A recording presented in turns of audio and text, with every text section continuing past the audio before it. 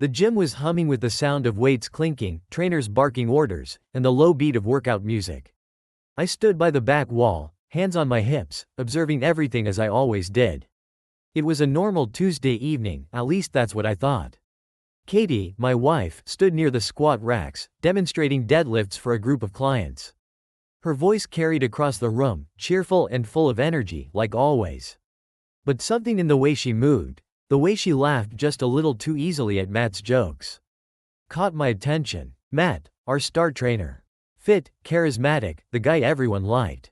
He leaned in close to Katie, too close. I felt a familiar, gnawing unease twist in my gut. I'd brushed off the signs before, too many times, honestly. The subtle touches, the lingering looks when they thought no one was watching. I told myself it was nothing, that I was overreacting. But today was different. Today, I couldn't ignore it any longer. I moved toward the locker room, needing a moment to clear my head. To breathe. I tried to shake it off, this feeling that something was wrong. Katie and I had built this gym together, from nothing. We were partners in every sense of the word, business, life, love. At least, that's what I thought. Once I was out of sight, I pulled out my phone. The nagging suspicion had been festering for weeks, but I didn't want to believe it. Now, my hands shook as I scrolled through Katie's messages. I'd never checked before. I trusted her. We trusted each other. But then I saw them. The messages. Matt, can't wait to see you tonight. Meet at the usual place? Katie, of course. You know I've been thinking about you all day. My stomach dropped. I read the conversation over and over, hoping I was misunderstanding, hoping this was some sick joke. But the more I read, the clearer it became. It wasn't just a fling. This had been going on for months. And it wasn't just physical. There was something deeper here, a connection I thought only we shared. I felt like the floor had been ripped out from under me. My entire world, everything we'd built, was a lie. The gym, the social media empire, the life we'd carefully curated for our thousands of followers, it was all fake. And Katie, my Katie, was at the center of it. I walked back into the gym, the reality of her betrayal settling in my chest like a weight I couldn't lift. I watched her from a distance, laughing, guiding clients, and giving off that perfect, polished version of herself that the world saw. No one would ever guess what was really happening. No one knew how easily she could lie, to me, to them, to everyone. But they would. Soon enough, they would. I wasn't going to let her get away with this. As I stood there, watching the two of them share another moment they thought was secret, a plan started to form in my mind. If Katie wanted to live a lie, fine. But she wasn't going to drag me down with her. If she cared so much about her public image, her followers, and her reputation, I would use that against her.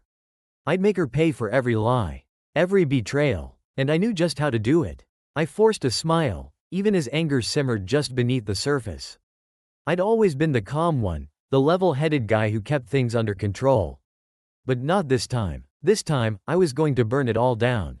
I pulled out my phone again, opened up Instagram, and started recording a story. My voice was steady as I spoke into the camera. Hey guys, Eric here. I've got something big for you. We're launching a new challenge today, something close to my heart. It's called the Honesty in Relationships Challenge. Over the next few weeks, we want you to share your stories about trust, honesty, and what it means to really commit to the people you love. Use the hashtag #TrueToYou, and let's start a conversation about what real loyalty looks like. I ended the recording and posted it, feeling a surge of adrenaline as the video went live. Katie had no idea what was coming, but she'd find out soon enough. This wasn't just about revenge. This was about justice. I wasn't going to be the one living a lie. The notifications started rolling in almost immediately after I posted the challenge. Comments, likes, shares, our followers loved it. They always did. Katie and I had built a brand around inspiration and authenticity. People looked up to us, saw us as this perfect couple who balanced business, fitness, and love. They had no idea how fake it all was, how much of what they admired was a carefully constructed facade. But that was about to change. I watched from the corner of the gym as Katie saw the post. She smiled as she scrolled through the comments, oblivious to my real plan. She even turned to me, giving me one of those bright, effortless smiles she always wore when the camera was rolling or the lights were on. Great idea, babe, she called across the room, giving me a thumbs up. People are already jumping on it. I forced a smile in return. Told you it'd be a hit. Inside, I felt like I was splitting in two. Part of me wanted to confront her right then and there. I wanted to shout at her, tell her I knew everything, demand to know why she'd done it. But that wasn't the plan. Not yet. Katie thrived on control, on her ability to keep everything picture perfect. The moment I confronted her, she'd find a way to spin it, to make herself the victim, to twist the truth. I couldn't let that happen. No, I needed to wait for the right moment. Over the next few days, the challenge exploded. Our followers flooded social media with their own stories about honesty in relationships, trust, and loyalty. Some of the posts were heartwarming, others heartbreaking, but they all had one thing in common: they believed in us. They believed in the story we had sold them for years, that we were the real deal. The irony wasn't lost on me. Katie was thriving on the attention. She posted multiple videos talking about the importance of communication, the value of trust, and the power of being honest with your partner. Every time she uploaded something, it felt like another stab to the gut. How could she stand there and preach about honesty while she was lying to my face every single day? But I played along and kept up appearances. I knew my moment was coming. I could feel the tension building, the inevitable crash approaching. The more Katie talked about honesty, the more I gathered my evidence, preparing for the final strike. Then, on the fourth day of the challenge, I decided it was time to take the next step. Katie was out running errands, so I had the gym to myself. I walked into her office, where she kept her personal computer, and sat down at her desk. It took me a few tries, but I eventually guessed her password. It was our anniversary date, of all things. I felt a bitter laugh rise in my throat at the irony. I opened her email and found exactly what I was looking for: a series of messages between her and Matt, dating back months. Their affair wasn't just physical. They were making plans, talking about a future together. I even found one email where Katie hinted at leaving me, not now, but eventually, when the time was right, when she'd secured enough of our business for herself. The betrayal ran deeper than I'd thought. I copied everything onto a USB drive and slipped it into my pocket. This wasn't just about a fling. She was planning her exit strategy, all while smiling in my face and telling our followers how strong our relationship was. That night, when Katie came home, she was in high spirits. She told me how successful the challenge was, and how sponsors were reaching out, offering us more deals. It was everything she'd ever wanted, everything we'd worked for. I nodded, playing the role of the supportive husband. But inside, I was boiling over. She was so caught up in her web of lies that she didn't even notice the shift in my mood, didn't sense the storm brewing just beneath the surface. As we sat down to dinner, she started scrolling through her phone, reading comments from followers. "Look at this one," she said, laughing. "This couple just posted the sweetest story about how they worked through their issues. It's amazing how people are connecting with us through this challenge." I looked at her across the table, and for a moment, I wondered how we'd gotten here. We'd been so close once. We'd built something real, or at least I thought we had. But now, all I saw was a stranger, someone who was willing to betray me for her own gain. "Yeah," I said quietly, forcing myself to stay calm. "It really is amazing what people will believe." She glanced up at me, raising an eyebrow, but she didn't press further. She just smiled and went back to her phone. I clenched my fist under the table. The time was coming. Soon, the world would see who Katie really was. And when it all came crashing down, there'd be no hiding behind that perfect smile. For now, I just had to wait. The gym buzzed with energy the next morning, but all I could feel was the tension pulling tighter around me. Every smile, every wave from a client, felt like a mockery of the life I thought I had. Katie was in her element, bouncing between clients, her face glowing with the kind of confidence she'd perfected for our brand. And Matt? He was there, too, grinning like a fool, completely unaware that his world was about to crumble. I had everything I needed now: proof of the affair, evidence that Katie had been planning to screw me over in more ways than one. But this wasn't just about catching them. It was about making sure everyone saw it. Katie loved the spotlight. She lived for it, and I was going to drag her into it, kicking and screaming, with nowhere to hide. That afternoon, I filmed another video for the challenge. This time, I made sure my words were carefully chosen, the tone of my voice just right, genuine, but with a hint of something more. My followers had to feel like I was really connecting with them. That's how the best setups work: you make people trust you first. "Hey, everyone," I started, holding the camera steady as I recorded from the office and the gym.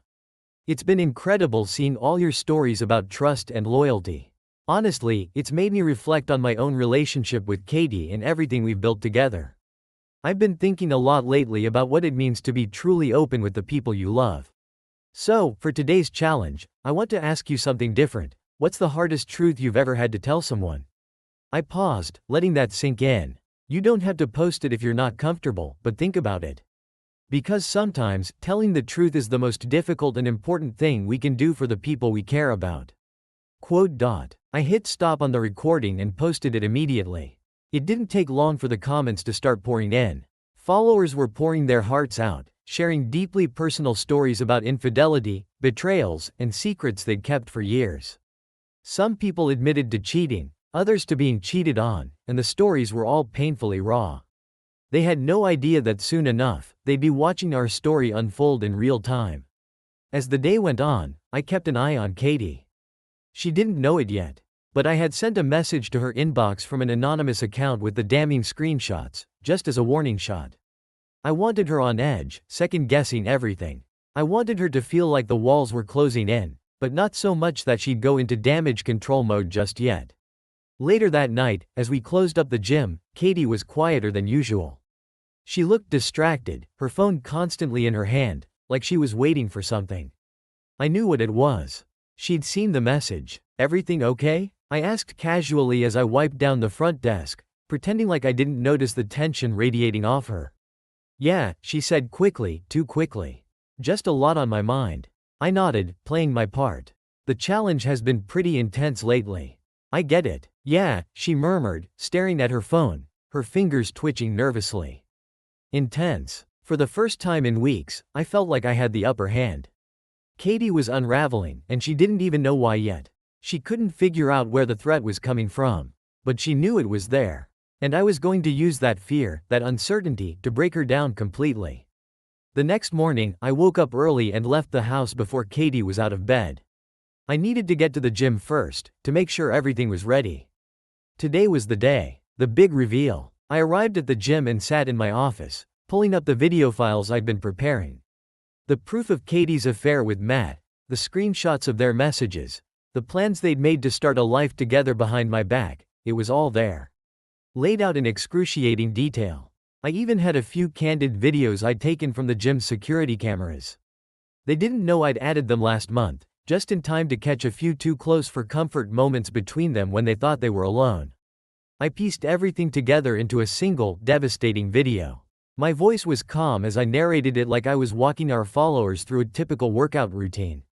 This is what happens, I said, when honesty breaks down. When the person you trust the most decides that their desires are more important than your loyalty.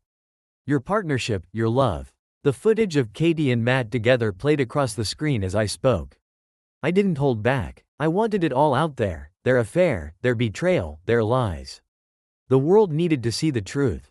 Once the video was ready, I took a deep breath and uploaded it to our shared Instagram account.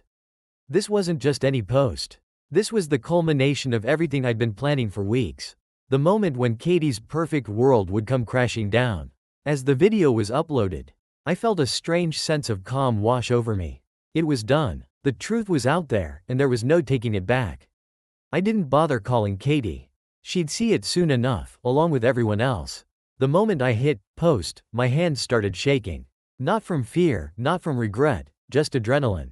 I had been waiting for this moment, and now it was here. The video was live, and there was no turning back. I stared at the screen, watching the view count tick up, the first comments appearing almost immediately. Whoa, is this real? OMG, I can't believe this. Eric, are you okay? I knew something was off about Matt.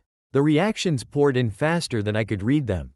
People were shocked, angry, confused. They were heartbroken for me, devastated by the betrayal they had just witnessed. Katie had been their role model, someone they looked up to as the epitome of strength, commitment, and fitness perfection. And now, that image was shattered. I leaned back in my chair, watching the chaos unfold. Comments turned into reposts. Followers were tagging their friends, calling out Katie and Matt, demanding explanations. The gym's page, once a hub of positivity and inspiration, had become a battleground. People weren't just watching, they were angry. Betrayed. They felt like they had been a part of the lie too. I didn't hear from Katie for almost an hour after the video went live. I knew she'd seen it. There was no way she hadn't. The silence was deafening, and I knew that on the other side of it.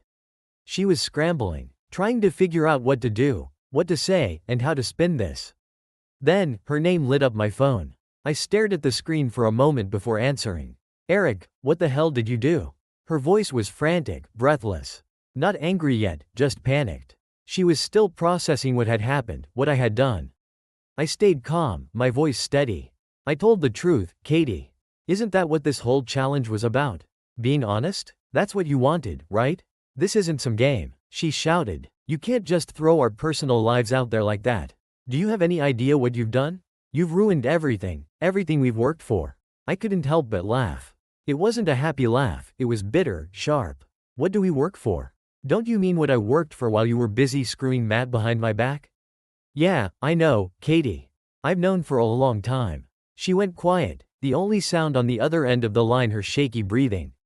I gave her a moment, letting her take it in, letting her feel the full weight of her lies crashing down around her. This isn't how you handle things, she finally said, her voice softer, almost pleading. We could have talked about this. You didn't have to blow everything up. We? Talk? I shot back. We haven't talked in months, Katie. Every time I tried, you were too busy. Too busy building this perfect life, this perfect image, while you were stabbing me in the back the whole time. There was another pause, longer this time. I could almost hear the gears turning in her head, her brain working overtime to find a way out of this mess. But there was no way out. Not this time. Eric, please, don't do this. We can fix this. I'll do whatever it takes, okay? We can go to counseling, we can figure this out. Just, take the video down. Please. I felt a flicker of something then. Maybe it was a pity, maybe it was the remnants of the love I once had for her. But it vanished as quickly as it appeared. I'm done, Katie, I said coldly. This isn't something you can just fix. You didn't just betray me, you betrayed everyone who ever believed in us. In you. And they deserve to know the truth. I hung up before she could say anything else, dropping my phone onto the desk. The anger I'd been holding onto for so long was finally beginning to lift, but it was replaced by a strange hollowness.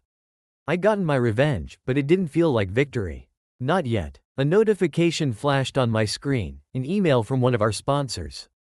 I clicked on it, already knowing what it was going to say. Eric and Katie, due to recent events, we're deeply saddened to inform you that we are suspending our partnership effective immediately.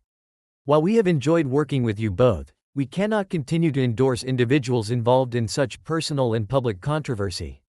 I skimmed the rest of the email, but the message was clear, the fallout had begun. Katie's perfect world was crumbling around her, and there was nothing she could do to stop it. Her reputation was in freefall, and with it, everything we had built together. More emails followed. One after another, sponsors pulled out, influencers distanced themselves, and clients started canceling their memberships at the gym. The video was still gaining traction, and by now, it had gone viral.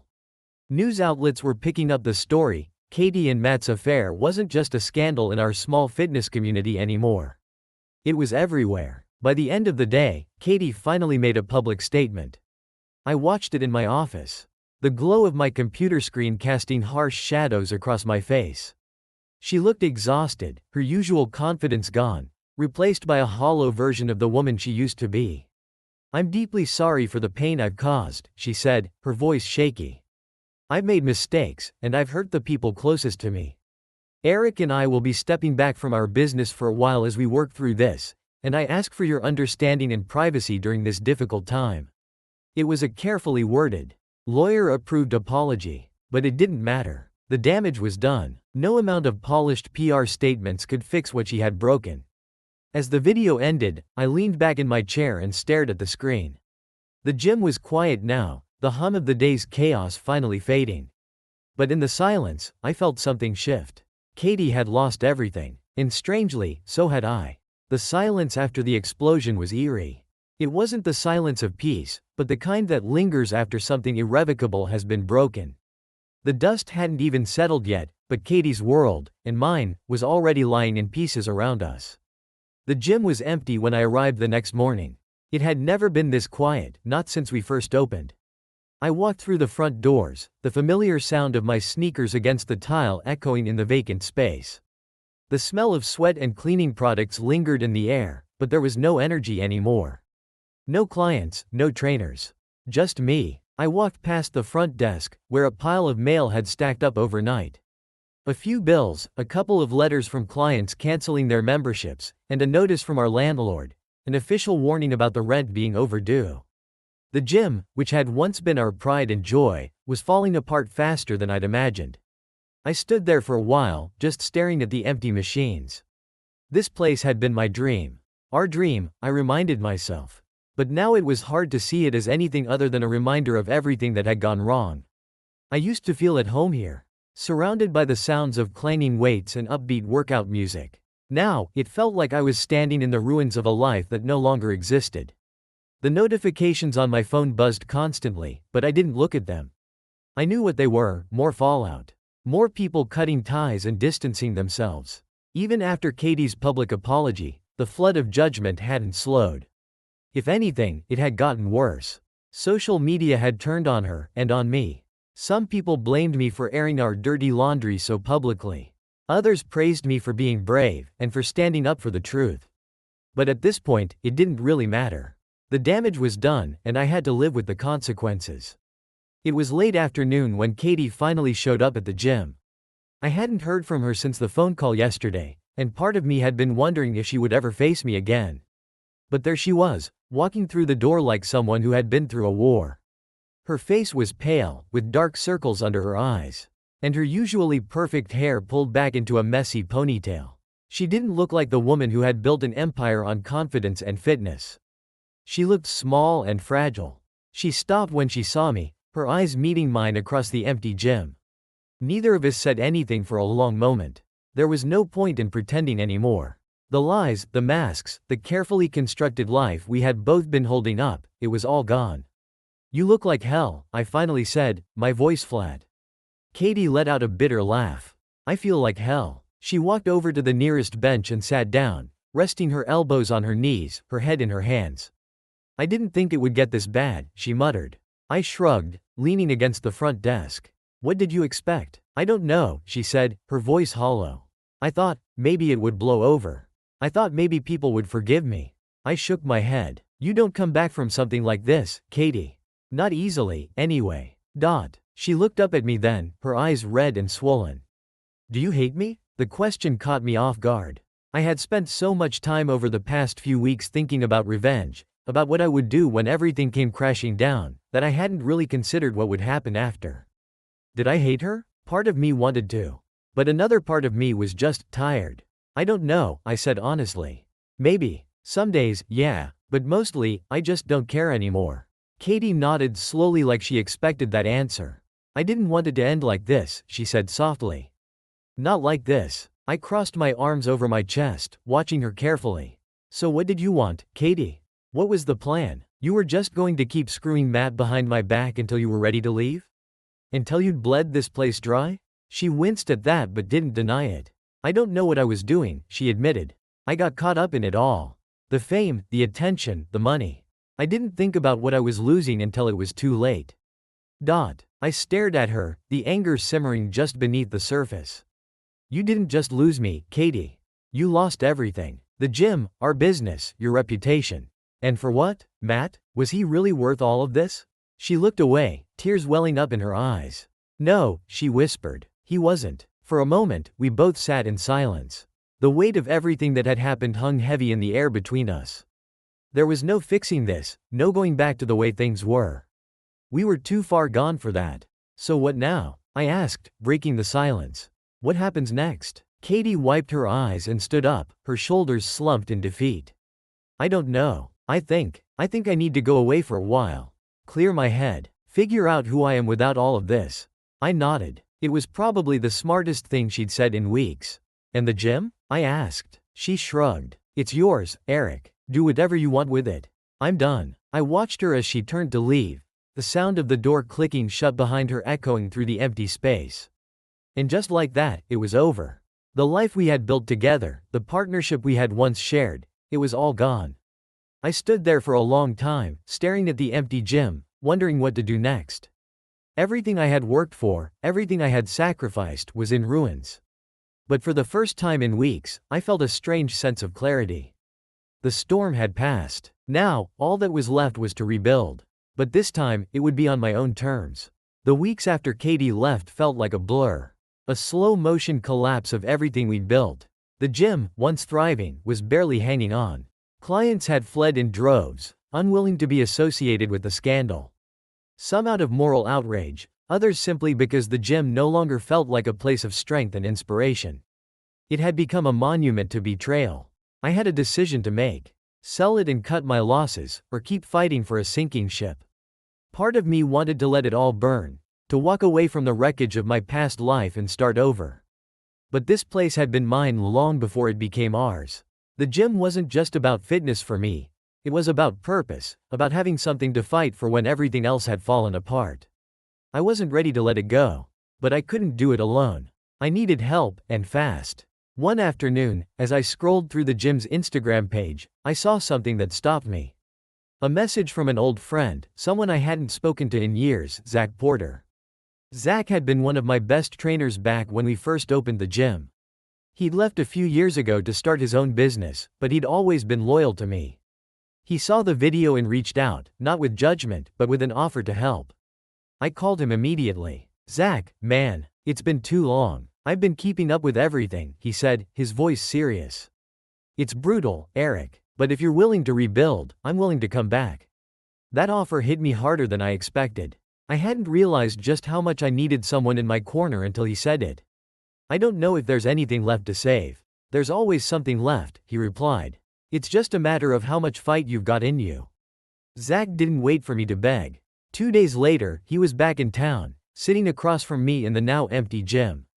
He looked around the place, taking it all in, then turned to me with that same determined look he'd always had. "We can fix this." I wasn't so sure. "It's not just the business, Zach. It's my whole life. Katie's gone, the reputation's trashed. I don't know where to start." He nodded. "I'm not saying it'll be easy.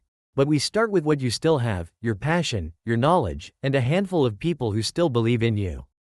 Zach's optimism was contagious. He wasn't asking for a miracle, he was asking for effort. And I could give that. "All right," I said, "let's rebuild." We started small. The first step was repairing the gym's image.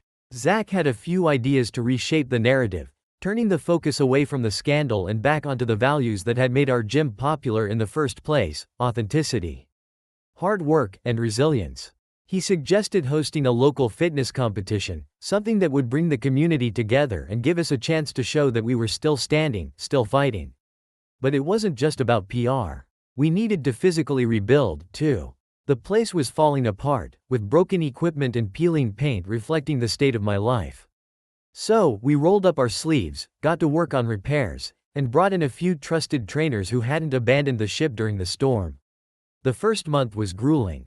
No one was rushing back through the doors, and the competition idea was slow to gain traction. But Zach and I kept pushing. I filmed new content for social media, honest, raw videos that didn't shy away from what had happened, but focused on moving forward. I didn't want to pretend like the past didn't exist, but I also didn't want it to define me. This was about more than fitness now. It was about survival. And slowly, people started to notice. The gym wasn't packed yet.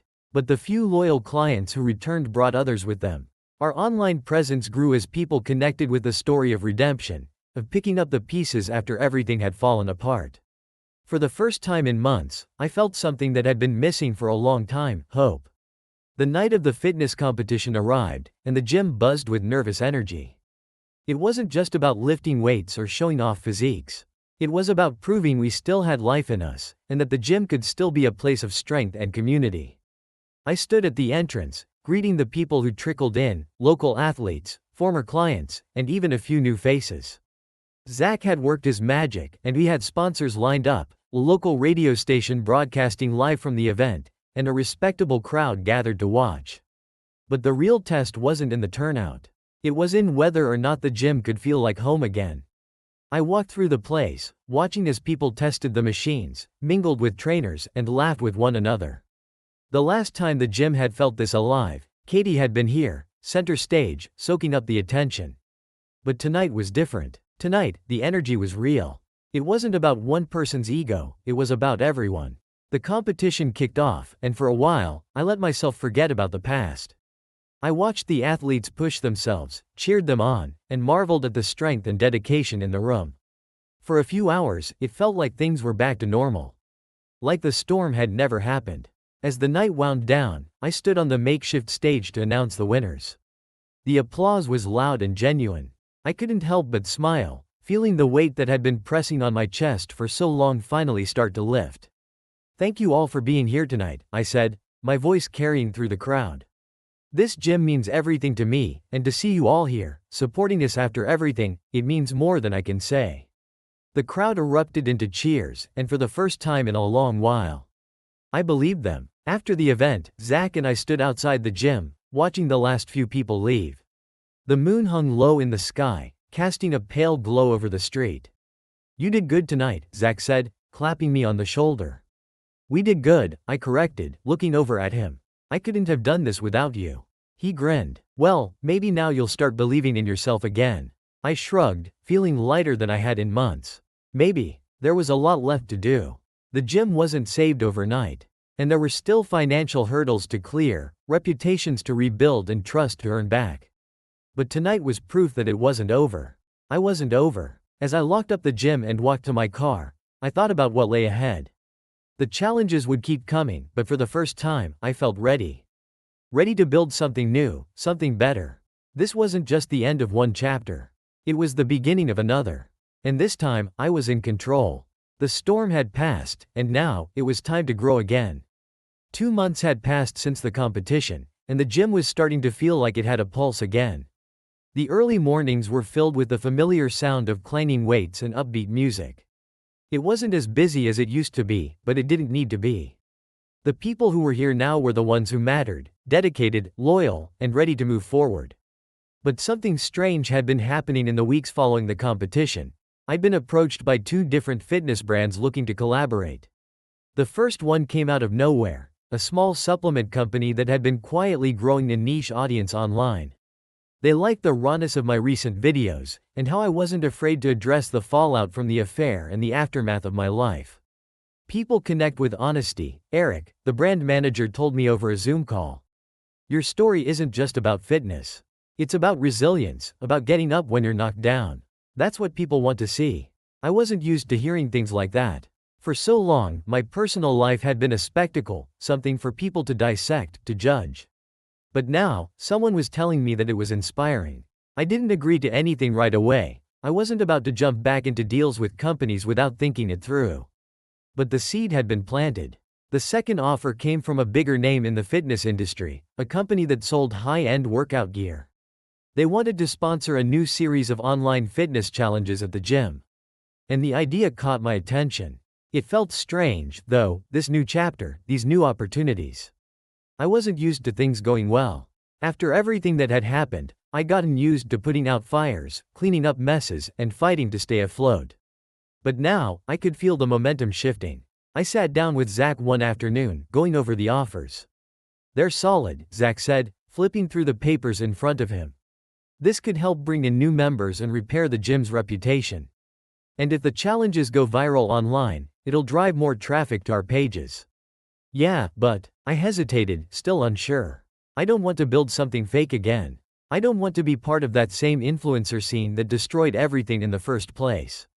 Zach leaned back in his chair, crossing his arms. "You don't have to. You can set the terms this time. You've already shown people who you are now, someone who's not pretending to have it all together. That's why they're reaching out. You're not just selling a lifestyle anymore. You're selling something real." I thought about that for a long time after he left. Zach was right. This time, I was in control. I could decide what this gym, this business, this life would be about. It wouldn't be the same hollow facade that Katie and I had built. It would be something real, something lasting. The next morning, I reached out to both companies with a simple message: "Let's talk." Just when things seemed to be moving in the right direction, the past had a way of creeping back in. It started with a simple email, but the sender's name stopped me in my tracks. Katie. For a moment, I just stared at the screen, my stomach twisting in knots. I hadn't heard from her since the day she walked out of the gym, and part of me had assumed I never would again. It wasn't that I hadn't thought about her. In quiet moments when the gym was empty, I'd catch myself wondering where she was, and what she was doing. But I had pushed those thoughts aside, focusing on rebuilding my life without her. Now, here she was, breaking the silence. The subject line was simple: "Can we talk?" I didn't open it right away. Instead, I closed my laptop and tried to go about my day, pretending that email didn't exist. But it was there, lingering in the back of my mind, pulling at me with questions I didn't want to answer. What could she possibly want now? That night, after the gym had closed and I was sitting alone in the office, I opened the email. "Eric, I know I'm probably the last person you want to hear from, but I need to talk to you. I've been doing a lot of thinking, and I owe you more than just an apology. I owe you an explanation. I've made a lot of mistakes, and I'm not asking for forgiveness. But I need to clear the air. I'm leaving town soon, and before I go, I'd like to see you one last time. Katie." My chest tightened as I read her words. An explanation? What explanation could she possibly offer that would change anything? What could she say that would make any of this better? I debated responding for hours. Part of me wanted to delete the email and move on with my life, to keep her out of the fragile balance I was trying to rebuild. But another part of me was curious. I wanted to know what she had to say, why she had done it, why she had thrown everything away. In the end, curiosity won. I typed out a short reply: "Meet me at the gym tomorrow at 6 p.m. The next day, I couldn't focus. My mind kept drifting to Katie, to the questions I hadn't asked during our last conversation. What did she mean by leaving town? And why now, after all this time, did she want to talk? At 6 p.m. sharp, the gym door creaked open, and there she was. Katie looked different, thinner, more tired. Her eyes were dark, and there was a tension in her that hadn't been there before. She didn't look like the confident, smiling influencer she used to be. She looked like a woman who had lost her way. "Hey," she said softly, stepping inside. I nodded, keeping my distance. "You wanted to talk." She looked around the gym, a sad smile tugging at her lips. "This place looks different. Things change," I said simply. Katie took a deep breath and looked down at her hands, which were trembling slightly. "I don't even know where to start. I've been thinking about this for a long time, and I'm not sure how to say it." I crossed my arms, waiting. I wasn't about to make this easy for her. "I've been doing a lot of soul searching since everything happened," she said. "After you exposed the affair, I lost everything. The followers, the sponsors, and even Matt. He left not long after you posted the video. Said he didn't want to be part of the drama anymore." I didn't say anything, but I wasn't surprised. Matt had always been a coward. "I hit rock bottom, Eric," she continued. "I had to take a hard look at myself, and I realized I didn't even know who I was anymore. Everything I'd built was a lie. I wasn't happy, and I hadn't been for a long time. But instead of dealing with that, I ran away. I sabotaged everything. I hurt you." She looked up at me, her eyes filled with regret. "I'm not asking for us to go back to the way things were. I know that's impossible, but I need to tell you that I'm sorry for everything. I wish I'd handled things differently. I wish I hadn't been so selfish." I stared at her, feeling a mix of emotions: anger, pity, sadness. But mostly, I felt tired. Tired of carrying the weight of this betrayal, tired of holding onto the pain. "Katie, I appreciate the apology," I said slowly. "But you need to understand something. It's not just about what you did. It's about who we become. We built something fake, something that was never going to last. And I think, deep down, we both knew that." She nodded, tears welling up in her eyes.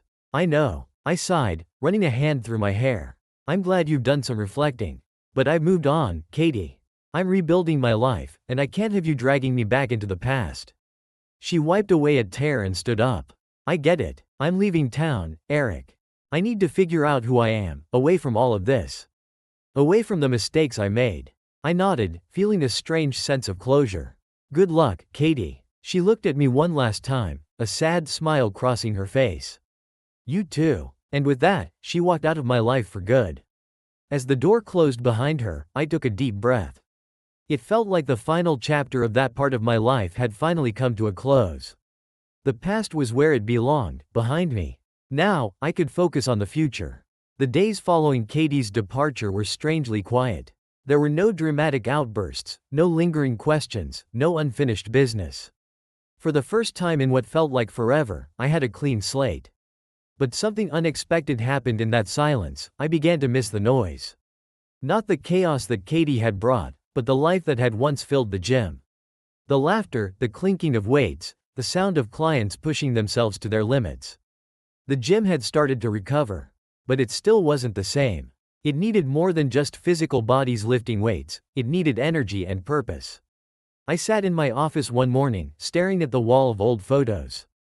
Pictures of the gym's early days, back when it was a passion project. There were shots of clients who had become friends, trainers who had moved on to start their own businesses, and, of course, Katie and me, back when things were simpler. Those days were gone, but the future was waiting, and it was time to make something new out of the ashes. That afternoon, I walked out onto the gym floor and called a meeting with the trainers who had stuck with me. Zach, of course, was front and center, arms crossed as he leaned against a squat rack. Behind him, a handful of familiar faces stood waiting, people who had weathered the storm and were still here, ready to fight for what we'd built. "All right," I said, pacing in front of them. "We've been through a lot. But we're still standing, and we're not done yet. This gym is more than just a place to work out. It's a community. And if we want to move forward, we need to bring that community back. We need to give people something to believe in again." One of the trainers, Jen, a tough-as-nails woman who had been with us since the beginning, nodded. "I've got a few clients who've been talking about starting group classes again. They're just waiting for the green light." "Let's do it," I said. "But it's not just about getting people in here for a workout. I want to give them something they can't get anywhere else. This place needs to be different." Zach raised an eyebrow. "Different how?" I leaned against a bench, thinking for a moment. "We've always been about pushing people to their limits physically. But now, it's time to push them mentally too. I want this gym to be a place where people come to rebuild, not just their bodies, but their lives. We've all been through something, and this gym can be a place for people to grow stronger in every way."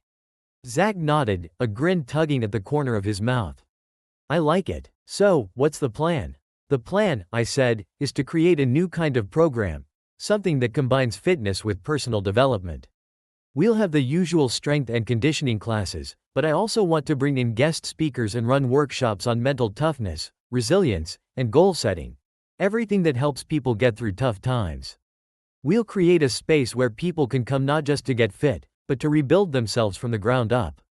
The trainers exchanged looks, nodding. Jen's face lit up. "That could be huge. People need that now more than ever. And it's real," Zach added. "Not just some influencer selling six-pack abs. It's about the whole person." "Exactly," I said. "This isn't just about image anymore. It's about substance." Over the next few weeks, the vision started to come together. We rolled out a new program called Rebuild, designed to be more than just a fitness regime. It included daily group classes, personal training sessions, and, most importantly, workshops focused on mental resilience and overcoming personal obstacles. I brought in local experts, psychologists, life coaches, nutritionists, people who could help our clients grow stronger not just physically but mentally and emotionally. We marketed the program heavily online, but this time, it wasn't about flashy videos or shallow promises. It was raw, honest content, testimonials from clients who had been through rough times and come out the other side stronger. Trainers who shared their own personal struggles and how fitness helped them cope. People responded to it because it was authentic. It wasn't about selling a perfect life. It was about helping people rebuild after everything had fallen apart. As we launched Rebuild, I felt a shift in the air.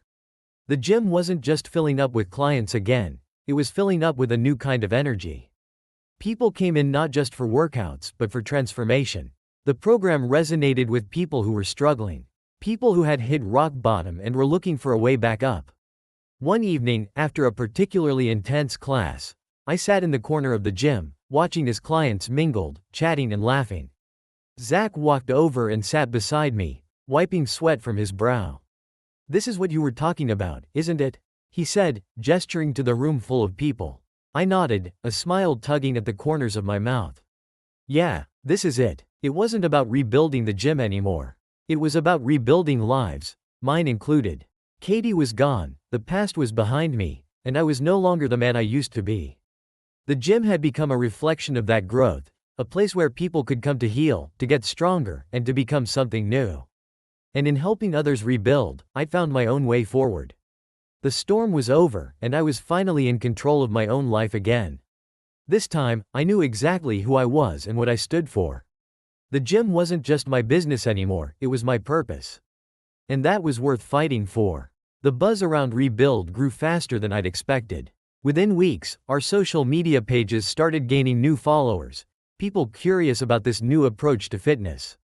The online fitness community took notice, and soon enough, we had influencers and even local media reaching out to cover the story. It was strange to be back in the spotlight. For so long, attention had been something I'd avoided. After the fallout with Katie, the last thing I wanted was more public scrutiny. But this time, it was different. The gym wasn't selling a fantasy or some unattainable ideal. We were offering something genuine, and that authenticity seemed to resonate. One afternoon, I got a message from a reporter with a major fitness magazine. She wanted to do a full feature on Rebuild, not just the program, but the story behind it. "People love a redemption arc," she wrote. "And yours could inspire a lot of readers." I sat back in my chair, thinking about it. This was the kind of opportunity Katie and I would have killed for back in the day. But now it came with a different weight. I knew what that kind of attention could do. I knew how quickly the spotlight could turn harsh. But I also knew that Rebuild was more than just a program. It was a lifeline for people who needed it, just like I had. Sharing the story could help more people find their way back from whatever they were going through. I messaged the reporter back, "Let's do it." A few days later, she arrived at the gym for the interview. Her name was Megan, and she had a sharp, professional demeanor but also a warmth that put me at ease. As she set up her recording equipment, I gave her a quick tour of the gym, introducing her to the trainers and clients who were part of Rebuild. "This place has a great vibe," she said as we wrapped up the tour. "It's different from other gyms I've been to. It feels personal." I nodded. "That's the goal. It's not just about physical fitness. We're trying to help people rebuild themselves from the inside out." We sat down in my office. And Megan wasted no time getting into the tough questions. "You and Katie were known as a power couple in the fitness world. What happened?" she asked, her eyes sharp but not unkind. I'd expected the question, but it still hit like a punch. I took a deep breath. It's no secret that Katie and I went through a very public breakup. She made some choices, and so did I. But looking back, I think we both lost ourselves in the image we were trying to create. We were more focused on selling a lifestyle than actually living it. The truth is, we weren't happy for a long time. Megan nodded, jotting down notes. "And after the breakup, you posted that infamous video where you revealed everything. That must have been a tough decision." "It was," I admitted. "At the time, I was angry. I wanted people to know the truth. But looking back, it wasn't just about exposing what Katie did. It was about me coming to terms with how far I'd let myself drift from who I really was. I needed a way to burn down the facade we'd built." "And how did that lead to Rebuild?" she asked, leaning forward, clearly intrigued. I smiled, feeling a surge of pride. After everything fell apart, I realized I had two choices. I could either give up, or I could take all the pain, the lessons, and turn them into something meaningful. That's what Rebuild is. It's about taking the hardest moments of your life and using them to make you stronger. It's not just a fitness program. It's a way to reclaim your life. Megan was quiet for a moment, her pen hovering over her notebook. "That's powerful," she said finally. "You've really turned this place into something more than just a gym." "That's the idea," I said. "I don't want to go back to the way things were. I want to build something real this time." The interview wrapped up after about an hour. As Megan packed up her things, she turned to me with a smile. "I think your story is going to resonate with a lot of people. This isn't just a redemption arc, it's a transformation." I thanked her, and after she left, I sat in the quiet of my office, thinking about what she'd said. She was right. This wasn't just about redemption anymore. It was about taking everything I'd been through, the betrayal, the public humiliation, the loss, and turning it into something better. A week later, the article was published, and it spread like wildfire. The headline read, "Rebuild: How One Gym Owner Turned Heartbreak into a Movement." People from all over the country started reaching out. Messages poured in from strangers who had gone through their own versions of hell, divorces, job losses, personal struggles. They wanted to be part of Rebuild, even if they couldn't physically be at the gym. So, we decided to take it online. We launched a virtual Rebuild program, offering everything from fitness classes to mental health workshops, all accessible to people anywhere in the world. It wasn't just a local movement anymore, it was growing into something much bigger than I'd ever imagined. And the best part? It felt right. This wasn't about chasing fame or building an empire. It was about helping people, plain and simple. One night, after a long day at the gym, I sat in the quiet of my apartment, scrolling through the messages we'd received. One caught my eye. It was from a woman in Florida who had lost her husband in a car accident a year ago. She'd been struggling to get back on her feet ever since, and after reading about Rebuild, she'd signed up for our online program. "Thank you for what you're doing," her message read. "For the first time in months, I feel like I have a reason to get up in the morning." I stared at the message for a long time, feeling the weight of it. This was why I had started all of this. Not to fix what was broken in my own life, but to help others find their way out of the darkness too. At that moment, I realized something important. I wasn't just rebuilding a gym. I was rebuilding a purpose, a community, and most of all, myself. And for the first time in a long time, I felt whole. Just when things were finally falling into place, something happened that I wasn't prepared for. Katie showed up at the gym. It had been months since she'd left, and I hadn't heard a word from her. Honestly, I thought she had moved on for good. But there she was, standing by the front desk in the middle of a Tuesday morning, wearing sunglasses and a long coat as if she were trying to hide from the world. I had just finished a morning class when one of the staff pointed her out to me. At first, I thought they were joking. But when I walked over, it was undeniable. "Katie, in the flesh." "Eric," she said, pulling off her sunglasses and giving me a weak smile. "I know this is unexpected." Unexpected didn't even begin to cover it. My heart pounded in my chest, not out of love or longing, but pure confusion. What could she possibly want now? "What are you doing here, Katie?" I asked, crossing my arms, trying to keep my cool. She glanced around, taking in the gym. I could see the recognition in her eyes, the memory of what we had built together. "I heard about everything you've been doing here. Rebuild, it's really incredible. You've turned this place into something special." I nodded, not sure where this conversation was heading. "Yeah, we have. But what's this about, really?" She looked down at the floor for a moment, then back up at me, her face more serious than I had seen in a long time. "I messed up, Eric. I know that. I made some bad choices, and I hurt you. But seeing what you've done here, it made me realize that maybe there's still something between us worth saving."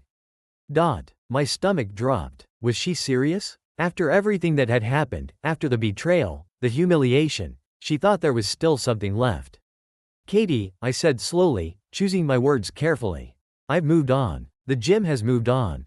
Rebuild is about helping people get stronger, but it's also about leaving the past behind.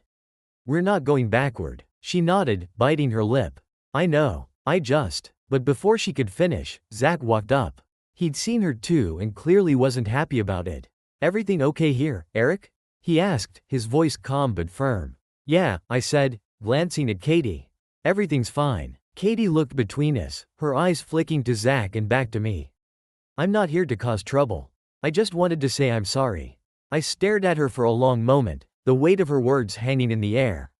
Part of me wanted to let the past anger take over, to throw her apology back in her face. But I didn't. I'd come too far for that. "I appreciate that, Katie," I said finally.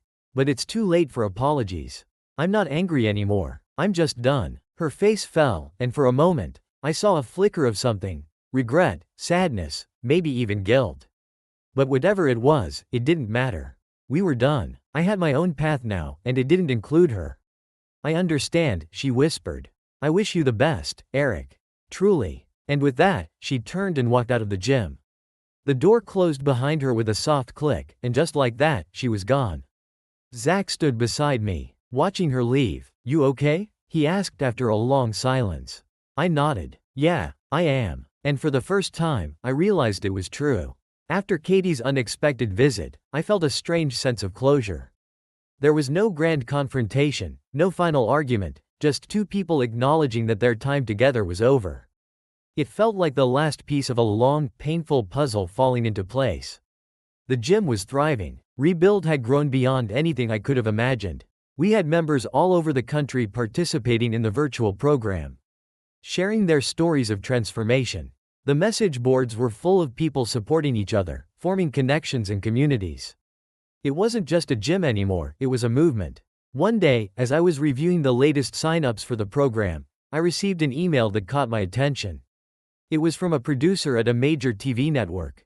They wanted to feature Rebuild on one of their primetime shows, focusing on how it had helped people across the country. They were interested in my story. 2. How I'd turned personal hardship into something positive. I stared at the email for a long time, my mind racing. This was huge, the kind of exposure that could take everything to the next level. But it also meant stepping into the spotlight again, in a way I hadn't since the whole mess with Katie had blown up. Was I ready for that? I thought back to that day in the gym when Katie had shown up. I realized then that I wasn't the same person I had been when we were together. I wasn't hiding behind a brand or an image anymore. I had built something real, something that mattered. And if sharing that could help more people, then maybe it was worth the risk. I replied to the email and set up a meeting with the producer. The following week, they sent a film crew to the gym. It was surreal having cameras around again, reminding me of the old days when Katie and I used to film our fitness content together. But this time, it wasn't about selling a lifestyle. It was about telling a real story. The producers interviewed me, some of the trainers, and even a few clients who had been part of Rebuild since the beginning. They captured footage of the classes, the workshops, and the community that had formed around the program. People shared their stories of struggle and loss, and how they had found strength through fitness, both physically and mentally. As I watched the interviews unfold, I felt an overwhelming sense of pride. This was bigger than anything I had ever done with Katie. This was a real impact. A few weeks later, the feature aired on national TV.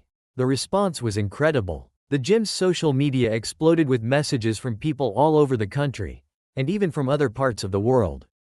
People wanted to be part of Rebuild, to start their own journeys toward healing and strength. I sat in my office late one night, scrolling through the messages, trying to take it all in. It was hard to believe how far we had come. What had started as a desperate attempt to salvage something from the ruins of my personal life had turned into a force for change. Zach knocked on the door, stepping into the office with a grin. Have you seen the numbers? We've got triple the sign-ups for the virtual program since the show aired. This is insane. I laughed, shaking my head. I know. It's unbelievable. He leaned against the doorframe, crossing his arms. You did it, man. You really turned this thing around. We did it, I corrected. All of us. Zach smiled and nodded, but before he left, he turned back to me, his expression more serious. You know, I've seen a lot of people try to reinvent themselves after a fall, but what you've done here, it's something else. This isn't just about fitness anymore. You've changed people's lives. His words hit me harder than I expected. It was one thing to build a successful gym, but to know that I had helped people rebuild themselves. That was something I never could have anticipated when I first started this journey. After Zach left, I sat in the quiet of the office, thinking about everything that had led me here. The betrayal, the anger, the heartbreak, it had all been necessary. It forced me to confront who I was and who I wanted to be. And now, here I was, stronger and more certain than ever before. I had rebuilt myself, piece by piece. And in the process, I had found something I never thought I would, peace. The old Eric, the one who had lived for the image, for the likes and the followers, was gone. What was left was someone real, someone with purpose. And for the first time in a long time, I was proud of the man I had become. Life at the gym had settled into a rhythm after the TV feature. Rebuild was thriving, and I had found peace in what we had built. But just when I thought everything had reached a new normal, something happened that shook things up in ways I hadn't anticipated. It started with a simple idea. I was talking with Zach one afternoon about the success of the virtual program. We'd been seeing a lot of emotional transformations along with physical ones. People were sharing more about how they had overcome their darkest moments, using fitness as a way to rebuild themselves. Zach casually said, "You know, what we're really doing here is more about honesty than fitness. We're helping people face their truths." The word honesty stuck with me. Later that evening, I couldn't stop thinking about it. Honesty was what had led me to where I was now, facing the truth about my relationship with Katie, about who I was, and what I wanted to be. It had been the hardest thing to do, but also the most freeing. What if we challenged others to do the same? To be brutally honest with themselves, and with the people around them? The next morning, I walked into the gym with an idea. We're going to launch a challenge, I told Zach, pulling him into my office. We're calling it the Honesty in Relationships Challenge. Zach raised an eyebrow. Honesty in relationships? Isn't that a little personal? That's the point, I said, excitement bubbling in my chest. We're always talking about strength and rebuilding yourself. But real strength comes from being honest, especially in relationships. It's not just about lifting weights or running marathons. It's about facing the truth, even when it's uncomfortable. Zach nodded slowly, starting to see where I was going. So how does it work? I explained the plan. We'd ask people to share their stories. Moments when they'd had to be honest in their relationships, whether that meant confessing a mistake, admitting a truth they'd been avoiding, or letting go of a toxic dynamic. They could film themselves talking about it, post it with the hashtag honesty in relationships, and challenge others to do the same. It wasn't about airing dirty laundry. It was about owning up to the hard truths and encouraging others to do the same. I knew firsthand how powerful that could be. We put the challenge out there, and within days, it took off. At first, our regular members started posting videos and sharing their personal stories. Some were about relationships with spouses or partners, others talked about family or friends. People were raw and real, admitting their fears, mistakes, and what they had learned. And then, something incredible happened. The challenge went viral. Fitness influencers, lifestyle bloggers, and even a few celebrities picked up on it. The hashtag honesty in relationships hashtag started trending across social media platforms. The honesty challenge became a global movement, sparking conversations about vulnerability, trust, and personal growth. People were talking about what it meant to be truly honest, not just with others, but with themselves. The attention brought more people to rebuild. But it also brought something else, closure. One day, as I was scrolling through the hashtag honesty in relationships posts, I came across one that stopped me cold. It was a video of Katie. She sat in what looked like her apartment, the camera propped up on a table. She looked nervous, her eyes darting around before she began to speak. "Hi, everyone," she said, her voice quiet. "I'm not one to do challenges like this, but I've been thinking about it a lot. About honesty. And I think it's time I own up to something that's been weighing on me for a long time." I watched, my heart pounding, as she continued. "I was unfaithful to my husband, Eric. I made a huge mistake, and it destroyed our marriage. At the time, I didn't fully understand the damage I'd done. I was caught up in my own world, thinking about my own needs, and I lost sight of what really mattered." She paused, taking a deep breath. "I've spent a lot of time reflecting on that, and while I know there's no undoing what happened, I want to be honest, for myself and for anyone else who's struggling with their own mistakes. I hurt someone I loved because I wasn't being honest, with him or with myself. If I could go back, I'd do things differently." She ended the video by saying that she hoped her story would help others avoid making the same mistake. I stared at the screen long after the video had finished, a strange mix of emotions swirling inside me. Part of me was relieved that she had finally acknowledged what had happened. But another part of me felt nothing. No anger, no sadness, just acceptance. Katie's video didn't change anything for me. It didn't fix the past. But it was her way of moving forward, just as I had found mine. The challenge continued to grow, taking on a life of its own. Stories poured in from around the world, from people who had faced their own truths and come out stronger for it. Rebuild became more than just a gym. It became a symbol of honesty, transformation, and the strength it takes to confront your own reality. And then, one day, something unexpected happened. I was in the middle of a class when my phone buzzed with a message. It was from the same TV network that had done the feature on Rebuild.